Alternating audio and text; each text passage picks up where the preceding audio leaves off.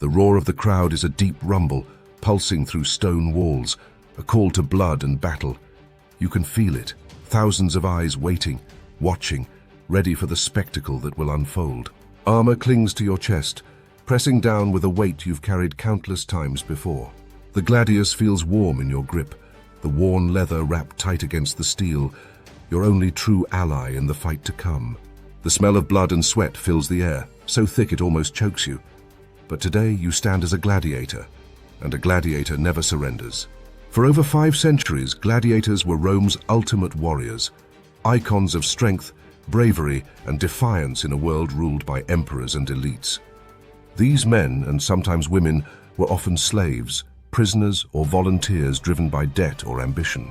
Yet in the arena they became something more, symbols of honor, resilience, and the price of survival.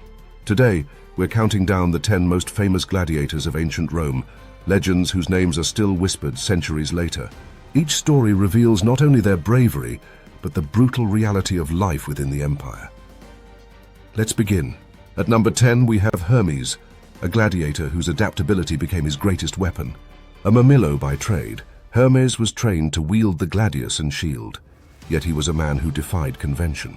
In the arena, Hermes could pick up any weapon and wield it as if he had trained for it his entire life. Whether it was the gladius, trident, net, or even a short bow, he fought with a level of skill that turned him into a legend. Hermes thrived during an era when Rome's appetite for spectacle had reached an all-time high. By the 2nd century AD, the Colosseum's crowds demanded more than simple duels. They craved the extraordinary. Hermes gave them exactly that. Unlike his opponents, who specialized in a single style, Hermes constantly changed tactics, an unpredictable force that thrilled audiences and left other fighters scrambling to keep up. Legends say Hermes ultimately met his end in the sands of the arena, surrounded by foes in a grand spectacle. Yet his legacy lived on in tales passed down through the years. Hermes wasn't just a fighter. He adapted, proving that a gladiator's true power lay not just in brute strength, but in intelligence, strategy, and the willingness to face whatever Rome threw at him. At number 9, we honor Tetraites, a mirmillo whose fame spanned continents. Mosaics bearing his image have been found in far-off provinces like Britain and Gaul, a testament to his prowess and renown. In an age when Rome's influence touched every corner of the known world, Tetraites became a symbol of Roman strength, a gladiator whose fame transcended borders and time. Tetraites fought at a time when gladiators were not just entertainment, but Rome's ambassadors of power. Each victory he claimed became a story passed through Roman territories, his name etched into the collective memory of an empire. For the Roman people, gladiators like Tetraites were heroes, champions who embodied the values of courage and endurance that Rome held dear. Though the details of Tetraites' death remain a mystery, some say he fell as he lived, in the sands of the arena, unyielding to the very end. His image remains, preserved in mosaics and artifacts across the empire, a tribute to a man who became a living legend. Tetraites was more than a gladiator. He was a hero of Rome, a symbol of its reach, its power, and its unwavering will. Coming in at number 8 is Spiculus, a gladiator whose skill earned him the favor of one of Rome's most infamous rulers, Emperor Nero. To Rome's citizens, Spiculus was a true champion, but to Nero he was more, a symbol of strength, an entertainer, and a source of pride. As the emperor's favorite, Spiculus was lavished with wealth and privileges beyond most gladiators' wildest dreams. For him, the arena was not just a place of survival, but a stage where he could bask in glory and honor. Nero's reign was marked by decadence and chaos. The young emperor indulged in games, spectacles, and brutal displays, often using the arena as a stage for his own power.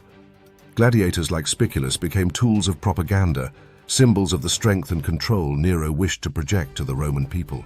With each victory, Spiculus fed the emperor's insatiable need for control, and in return, Nero showered him with riches, elevating him from a mere slave to one of Rome's wealthiest gladiators. But as Nero's empire crumbled, so too did Spiculus's fortune. It is said that when Nero faced rebellion and the threat of execution, he requested Spiculus's hand to deliver the final blow, hoping for a familiar presence in his last moments. But Spiculus never arrived, and Nero took his own life instead, leaving the champion's fate to the winds of history. Some say he perished in obscurity. Others claim he met his end in the arena, just as he had lived. Spiculus's story serves as a reminder that even the greatest favorites of the powerful are never truly safe in the unpredictable world of Rome. At number 7, we encounter Carpophorus, a gladiator whose battles weren't with men but with beasts. Known as a bestiarius, Carpophorus faced the most fearsome creatures the empire had to offer: lions, bears, and even leopards. To the crowds, his unmatched skill in handling and defeating these wild animals earned him legendary status, and his bravery became synonymous with Rome's domination over nature. Unlike his peers, Carpophorus didn't fight for human opponents. Instead, he danced on the edge of death against beasts, each one a new and unpredictable threat. Stories say he once defeated 20 wild animals in a single show, a feat that left the audience in awe and solidified his place as one of Rome's greatest beast fighters. Yet, in this role, Carpophorus had a unique burden. The blood of his enemies wasn't spilled out of rivalry, but sheer survival. Carpophorus's legacy reminds us that the arena wasn't just about human battles, but about taming the natural world, a symbol of Rome's insatiable need to conquer all before it, even nature itself. At number 6, we find Crixus, the Gallic gladiator and trusted lieutenant of Spartacus. Born a slave, Crixus rose through the ranks as a formidable warrior, winning the admiration of his peers and the fear of his enemies. Known for his courage and loyalty, Crixus didn't just fight for survival, he fought for freedom. During the Gladiator War, Crixus became a symbol of resistance. Side by side with Spartacus, he led an army of escaped slaves against the very empire that sought to keep them shackled.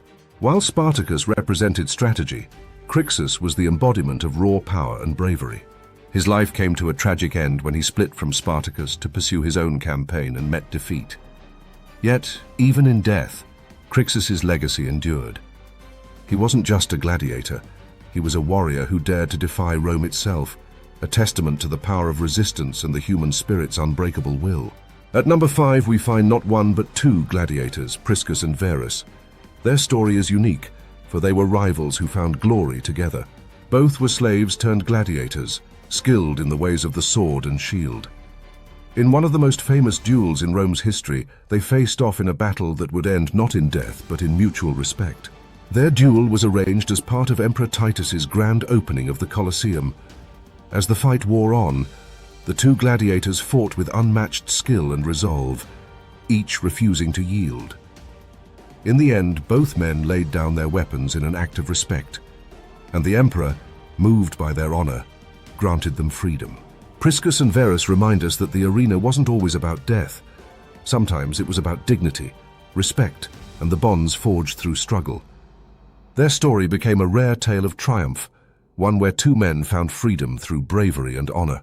Coming in at number 4 is Flammer, the gladiator who was given freedom but refused it. A Syrian by birth, Flammer fought as a secutor, a type of gladiator specialized in facing the nimble and elusive retiarius. He was a celebrated warrior, known for his resilience and skill in the arena. Flammer fought over 34 times, a number far exceeding most gladiators. On 4 separate occasions he was offered the wooden sword, symbolizing his freedom. Each time he declined, choosing to return to the sands of the arena. To many he became a symbol of the gladiator's paradox. Freedom was offered, yet his loyalty to the arena kept him bound. Flammer's legacy reminds us that for some, the arena was more than just survival. It was a calling. He chose the life of a fighter, embracing the honor and the camaraderie of the sands. Flammer remains a testament to the complexity of a gladiator's life, where freedom was a choice and loyalty could sometimes mean more than life itself. At number 3, we encounter Commodus, an emperor who wasn't content to rule Rome. He wanted to dominate its arena as well. Known for his eccentricities and cruelty, Commodus donned the gladiator's armor and fought in the Colosseum, reveling in the cheers and jeers of his people. Unlike true gladiators, Commodus's fights were orchestrated for victory. He fought in heavily staged battles where his opponents often had no real chance to win. Yet, in his mind, he was a conqueror of the arena, unmatched by any who dared to stand before him. Commodus's story is a reminder that the arena wasn't just for the oppressed, it also held a lure for the powerful. His descent into madness and eventual assassination marked him as one of Rome's most notorious emperors, a man who blurred the line between ruler and warrior, but ultimately was remembered for his tyranny, not his bravery.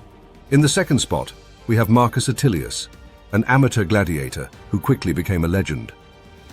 Unlike many, Atilius was not a trained fighter or a seasoned warrior. He was a novice who volunteered to enter the arena, driven by debt or perhaps a thirst for glory. His first opponent, Hilarius, a gladiator champion of repute.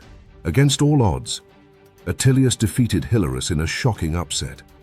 His fame grew as he took down one seasoned gladiator after another, his underdog story captivating Rome's crowds. Each victory became a testament to his bravery and skill, a reminder that greatness could come from the most unlikely places. Marcus Atilius's journey from novice to champion encapsulates the essence of the gladiatorial spirit. His story is one of determination, a reminder that sometimes the most powerful weapon in the arena is the will to fight and defy all expectations.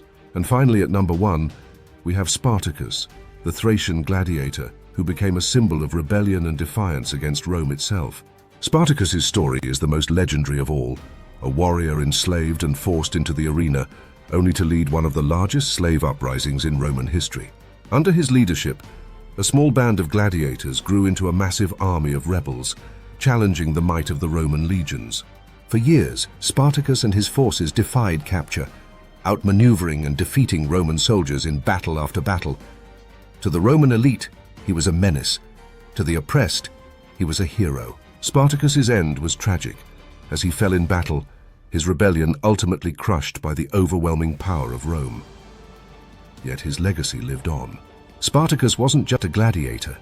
He was a symbol of freedom, courage, and the unbreakable human spirit.